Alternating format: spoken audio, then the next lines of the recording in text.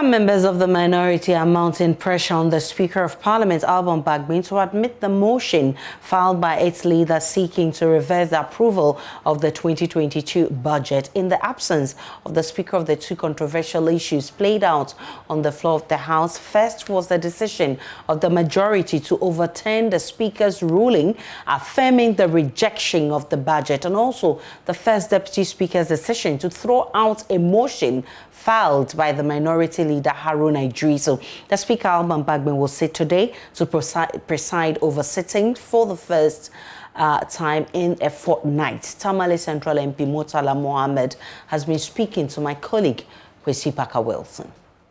We expect the Speaker, in my opinion, to reverse all the nonsense that happened. And I describe it without any apology. Yesterday... You expect him to reverse? We expect him to do so. We expect him to do so. You don't want progress in the House? What progress? We must progress at the expense of rules and regulations governing the conduct of all of us, so that tomorrow someone decides that we are not going to even respect the standing orders or the Constitution. We get to Parliament and we give everybody a slap, as long as we are not in white dress, because that is what we think is deemed fit for us to do.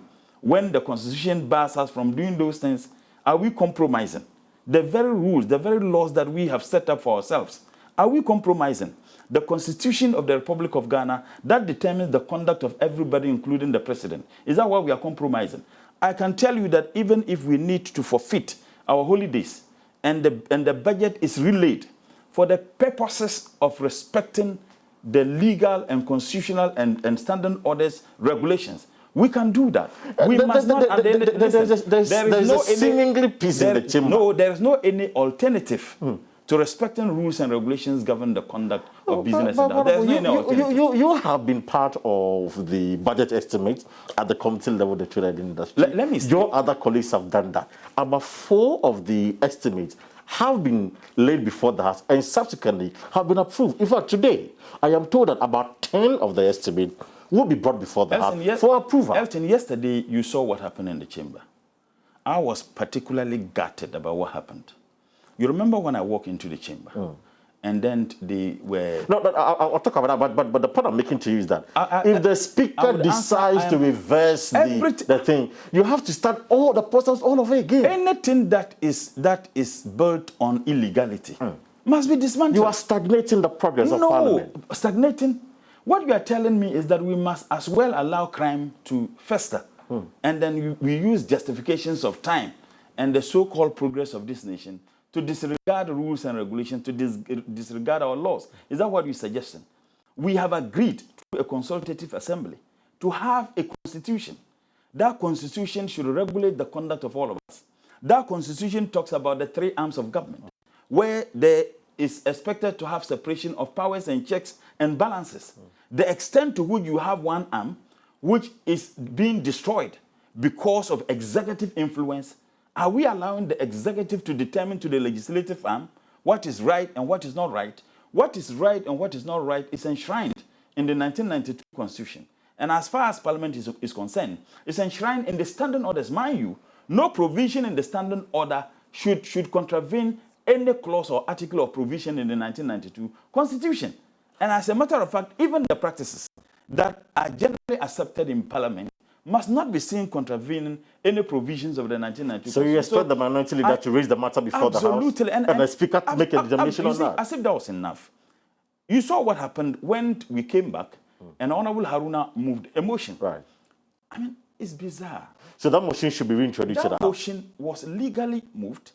That if you observe what happened, the Speaker, then Honorable Joe Osei Usu, he allowed the motion to Of course, I mean, the viewers were live on TV. The viewers know everything that happened with the program. So you want Haruna to reintroduce the motion? Absolutely. You saw what happened yesterday. What they wanted to do, they were rushing to do that before the Speaker comes.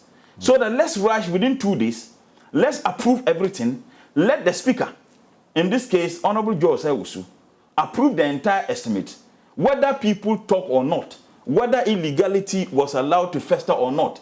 This president doesn't listen to anybody. He rules this country like a king, not a president. Well, you are making the allegation, we have seen many instances where people have demonstrated where people have cried, where people have demanded on the basis of violations of our laws. Yet this man will not listen. So that is what they wanted to do. So our participation in the estimates was to ensure that we do not give them the opportunity to go ahead with the illegality. So I expect the Speaker to do nothing less than to reverse the illegality that Honorable Joe Osei-Owusu perpetrated. And this man is a danger to parliamentary proceedings. And I can tell you he's a danger because why? If you have a speaker. That's the first deputy. Absolutely, he's a serious member of this house. In fact, he's a threat.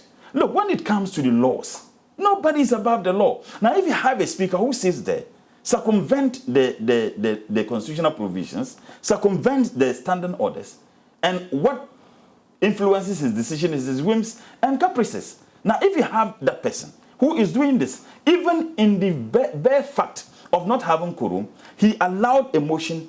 In fact, after the debating, he allowed a motion on the approval of a ministry to be done.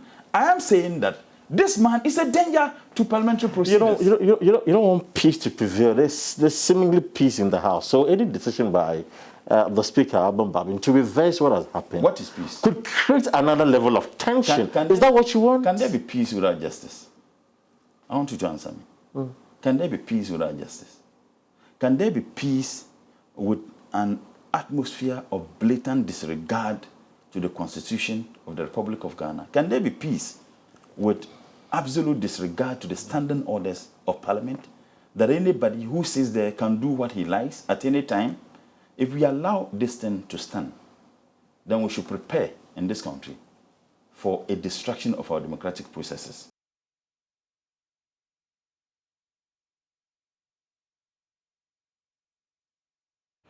Let's go live to Parliament and speak with my colleague Parker Wilson, who is monitoring events for us. Parker, what can you report from Parliament? Has sitting begun?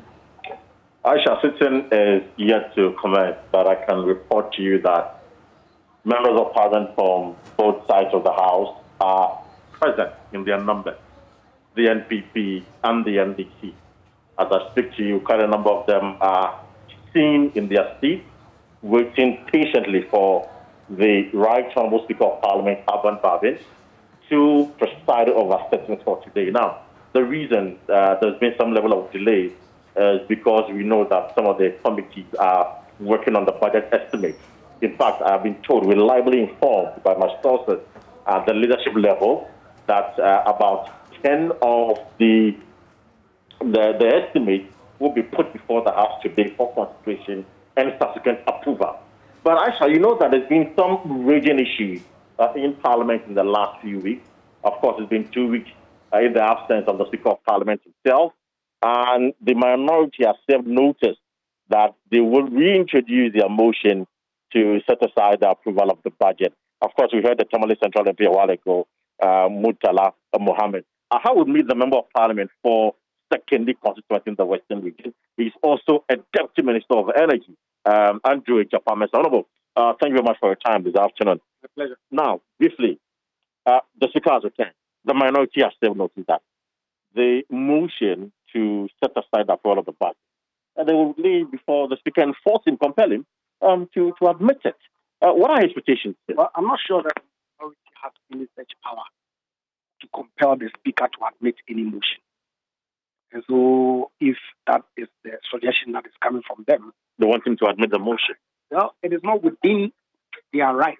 In fact, they are mounting pressure on him to overturn what you did. Well, the Speaker is enjoined to act in accordance with the Constitution of the Republic of Ghana. He is supposed to be dispassionate, non-biased, act independently and without any influences from due or otherwise, from any quarters. And so it would come as a surprise to me that based on some pressures from the NDC caucus, he would admit a motion that is only seeking to really litigate a matter that, as far as I'm concerned, is moot. Because otherwise, why would the budget estimates be under consideration as we speak? Indeed, yesterday, the Transport Ministry's estimates were approved. The Railway Development Ministry's estimates were approved. Environment, Science and Technology was approved. And so we've gone past the stage where you're going to reintroduce a motion that has been dismissed that is seeking to reverse a certain decision that was taken pursuant to which the budget approval was tabled and pursuant to which the minority are participating at the committee level for the consideration of the estimate. But this is Parliament, Honorable. It's a house of record. It's utility. It's a house of record, and the minority has argued. I hope you captured my last word, because that answers whether it's a house of record or otherwise. No, the record is an exercise of futility. It's utility, absolutely, because the record is that the budget of the Republic of Ghana for the financial year 2022 has been duly approved by Parliament and is under consideration at the committee level. But do you want the speaker to make any pronouncements on events in the last, including I do not expect him to relitigate a matter that has already been dealt with. The powers that were exercised by the first deputy speaker, who had taken the chair in his absence, were legitimate. It was within the right of the speaker to look at the merit of the motion. Remember that indeed the minority leader had made an oral application that was dismissed on the floor.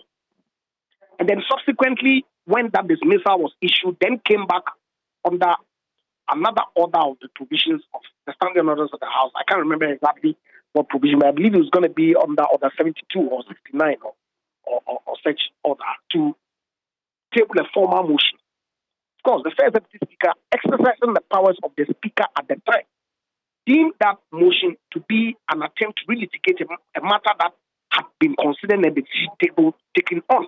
Our rules are clear that within a particular meeting, you cannot seek to introduce a matter that has already been deliberated upon and a decision taken on. And so, for me, of course, in the spirit of the consensus that we are building, and which, as far as I'm concerned, has prevailed at the committee level during the consideration of the estimate, I would not wish to use words that mistook some sentiment.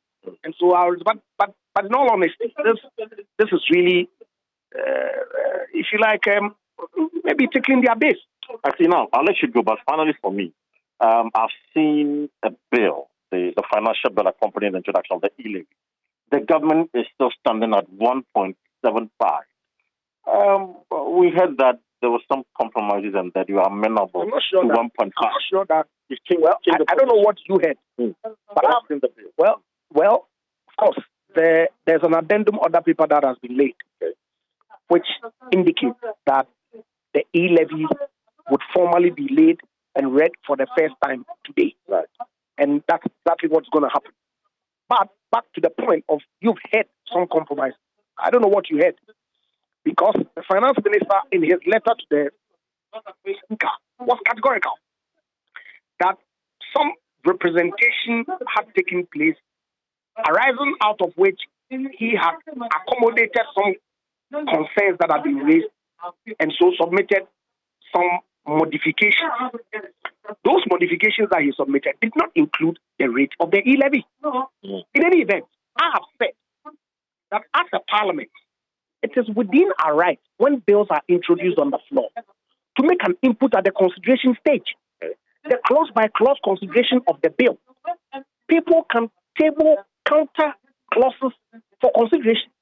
And so the talk that the Minister of Finance had set 1.75, and that because that was unacceptable to the minority, the budget in its entirety was going to be rejected, was an exercise, to borrow the words of Kweku Baako, in premature ejaculation. Because the time for which you make the input with respect to the rate and even the tenure is the consideration stage. And so I suggested to them that why don't you wait for the bill to be tabled, at which point whatever input that you have can be made for a vote to be taken on. But government won't compromise on the 1.75 as you've seen it. Well, that's the proposal from government, right, which the minister has justified. The reason why he feels that Parliament should give him the power to impose that levy on a certain category of financial services or electronic transactions. It is up to Parliament to then deliberate on that proposal from government and to agree or disagree with government. And so we will do the needful when the bill is formally laid and gone through the motions and the process.